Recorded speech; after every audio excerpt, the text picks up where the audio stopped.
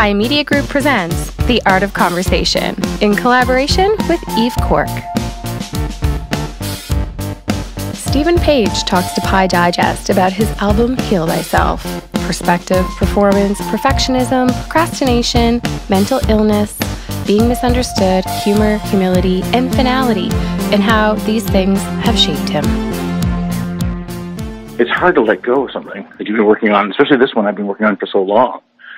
And, you spend all your time kind of obsessing over it and massaging it and fixing it and whatever and redoing parts. And not because I want to make it, I learned a long time ago not to make things too bland. You can really overproduce something so it just gets slick.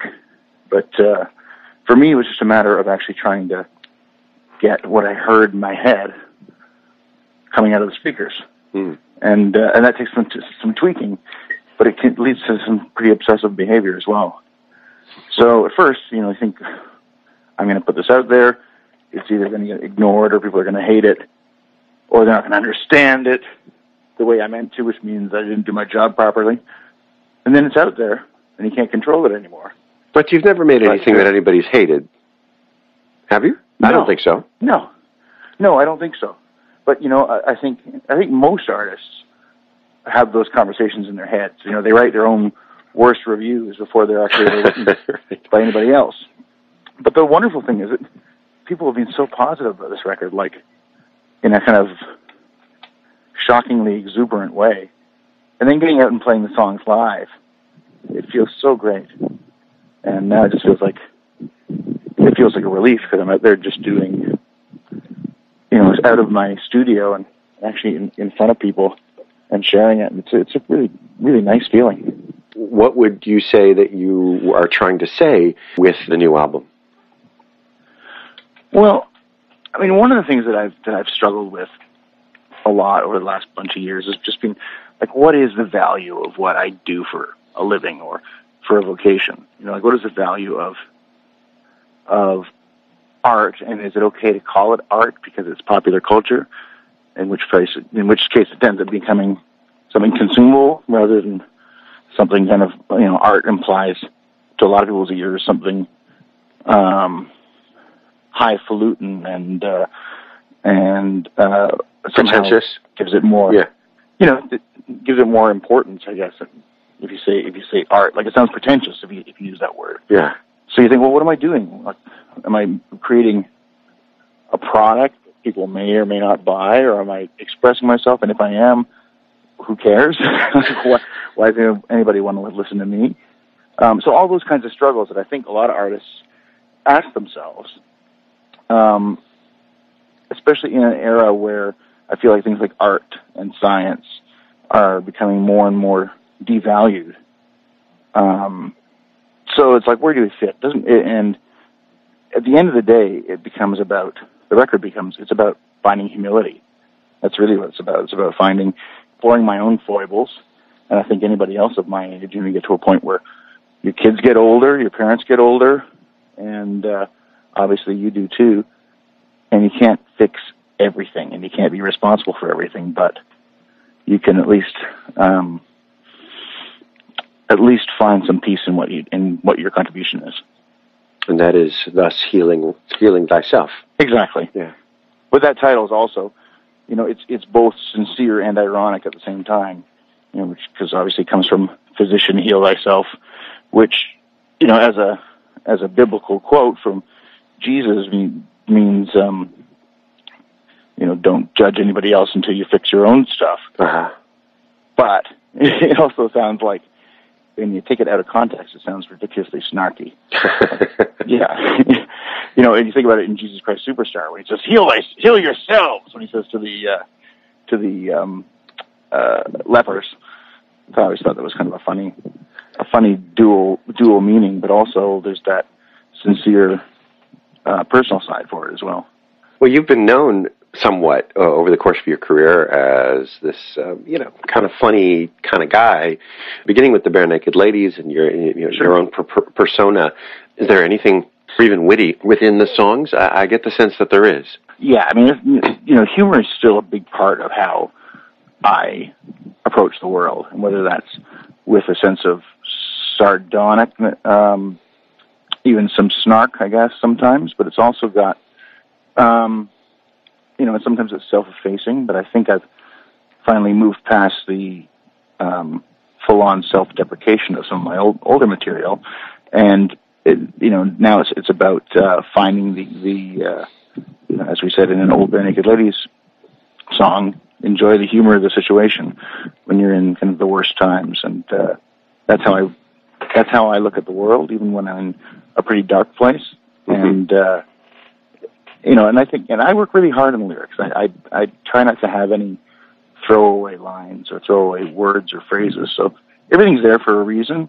Yeah. And when I come across something that makes me laugh, or say I'm co-writing with Craig Northey, I mean, a lot of co-writing, whether it was with Ed Robertson or Stephen Duffy or with Craig, a lot of it is just sitting around talking about ideas or telling stories and coming up with lines, and sometimes the lines just make you laugh your head off, and you keep them in there because that's the human part. You spoke about dark places, and I know you've spoken a lot on your bout with mental illness to a variety of audiences over a course of many years. But one thing I want to ask is, how over time has your perspective changed on your struggles in contrast from all those years ago until now? I think the biggest change for me is just that I've learned to lose the romance over it. I think it's pretty easy when you're in the arts to romanticize, especially depression, but depression and anxiety, neuroses. I mean, a lot of my favorite filmmakers and musicians and artists and so on have tumultuous lives, but quite often those are marked by anguish and mental health struggles. And I've realized over the years that, like, in the times when I've struggled the most, I've been the least productive and the least creative. The hard times have given me perspective, and sometimes have given me an angle to write about, because I'm able to step back when I'm in a better place and assess it and write about it and think about it. But I've learned to take it more seriously and learn to try to take care of myself. Where before, I think I would just let stuff go because it seemed almost acceptable. We always see these images of the symphony conductor throwing a tantrum or that kind of thing that would be completely unacceptable in any other walk of life. If your bank manager did it, they'd call the cops. And so it's like, it's not that different. I mean, I have a different career and there is a different lifestyle, but the way you treat other people or the fallout from your behavior or from what your illness influences you to do is a serious one. You got to be able to take that seriously. Say somebody comes up to you and says, I can't get out of bed, I've been struggling, and I can't clear my mind, and I know that you've been through a lot of this in many similar ways. If I go for help, things are just going to change, and I'm not going to be me. To which you would say? And yeah, some things are going to change. But I think what people are afraid of is the medication, and I don't blame them. Nobody wants to be on antidepressant for the rest of their lives, and if it's the wrong medication, then it can totally mess you up. It'll make you sleepy. It'll make you fat. It'll make you never have another orgasm again. Like all these horrible things that make you. Yeah, I mean, there's all kinds of side effects to this stuff, and the biggest problem, frankly, is that most people get their prescriptions from their family doctors, and they go and they get one prescription because the family doctor says this one seems to work the most, or I haven't heard any complaints, or whatever, and they have to diagnose a million other illnesses and treat people and refer people all over the place. So you have to be able to go back and keep working until you find the right dosage, the right medication, the right cocktail of medications is one thing. When you're talking about medicine, and the biggest thing I look at is it's not just Ontario, it's all over the place. The person who can prescribe that, who is a specialist in it, is a psychiatrist. And to see a psychiatrist is almost impossible. You end up on a waiting list for 8 to 10 months. Wow. Before you can actually see a psychiatrist. So what you end up doing is you get this one prescription. This happens. I hear this all the time from people, and I did it myself for years. And it makes you feel bad, or it makes you feel temporarily better. After a couple of months, you go, okay, I'm all better now, and you stop taking it. You don't follow up and follow through. You don't build a relationship. So building a relationship with a professional is a big thing. But, there are lots of ways for some people, depending on what their mental health struggles are. There are therapeutic, like talk therapies, that don't involve any medications at all. I work with a therapist who practices CBT, cognitive behavioral therapy. And it basically challenges your your ingrained assumptions about yourself, and gives you skills to kind of learn how to defeat what I call the sick brain by using reminding yourself that sometimes your brain lies to you when you're sick. That was the most helpful thing for me. And the change for me was in a certain way. I mean, people would look at it and go, oh, he grew up. Well, yeah, that's part of it. But it's also it really was a strengthening exercise. And I've heard lots of people talk about not just about mental health, but mental fitness. And, learning those kinds of exercises and having a relationship with somebody you trust. Like people go to one therapist and they feel judged, or they feel they don't have a connection with that person. They feel like they're in a relationship like they are with a parent or a teacher or something that makes them uncomfortable. And they don't go back. And people have to know that they should be able to almost audition people, just like the therapist should be able to audition the patients until you find the right match. And one of the problems for most people is they can't afford that. Most of that stuff isn't covered by OHIP. The doctor is. The doctor that you got to wait for 10 months to see is. But quite often the psychotherapist isn't.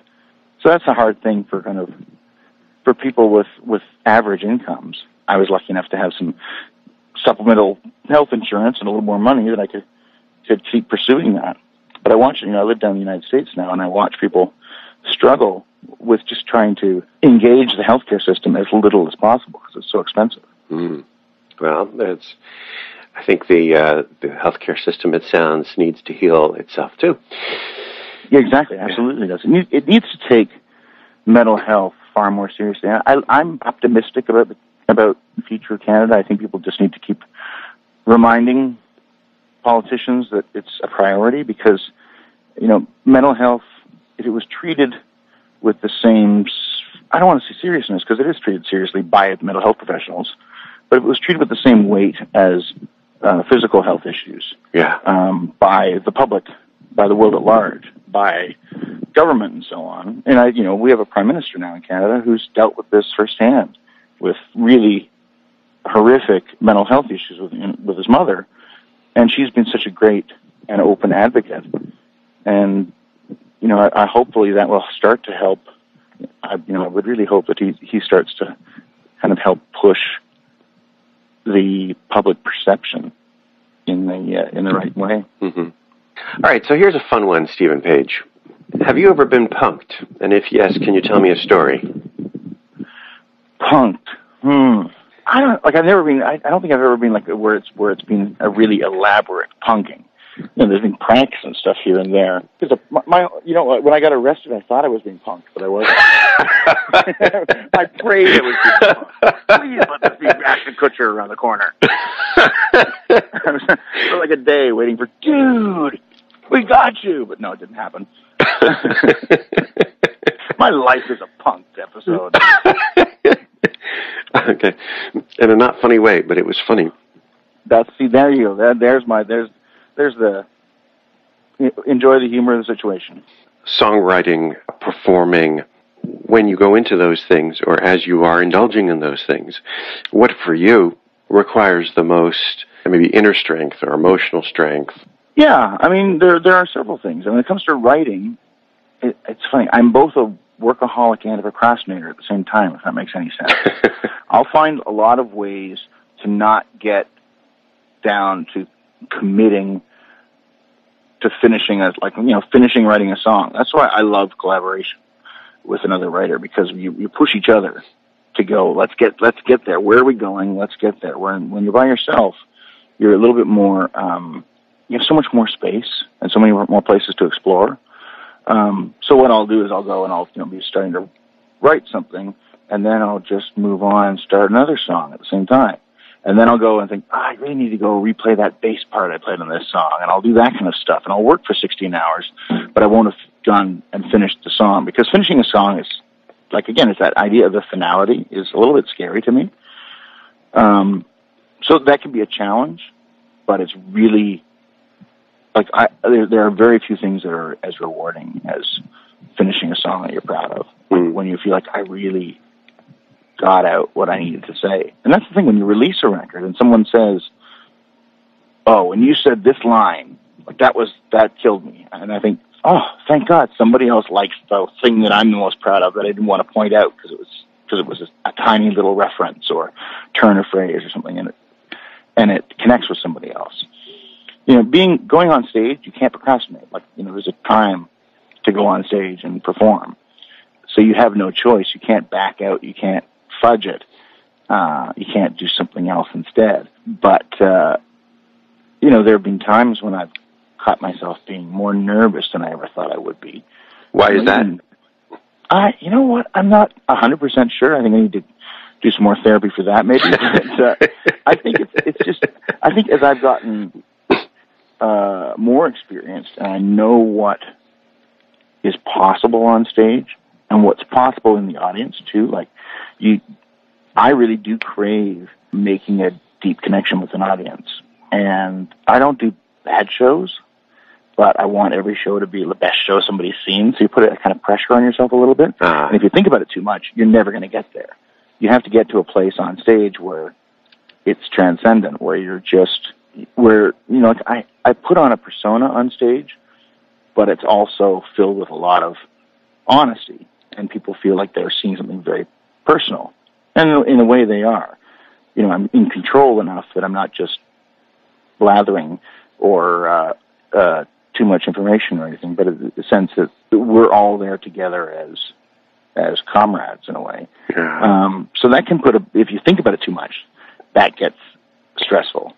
And if you just go up there and trust them and trust yourself, which is way easier said than done, then it happens.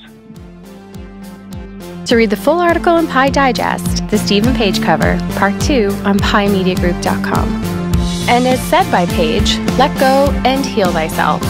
Enjoy the humor of the situation when you are in the worst times, even when you are in a dark place. Heal thyself.